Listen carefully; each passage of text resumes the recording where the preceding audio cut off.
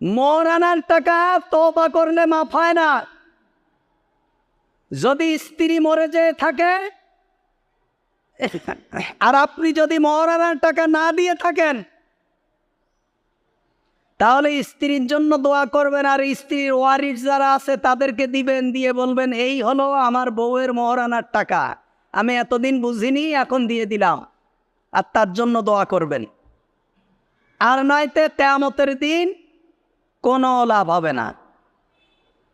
এই মহারানার টাকা না দিলে আপনি মনে করছেন যে আপনার স্ত্রী আপনাকে ক্ষমা করবে? না, কখনো আপনাকে ক্ষমা করবেন না।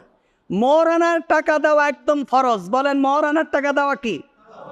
একেবারেই ফরজ।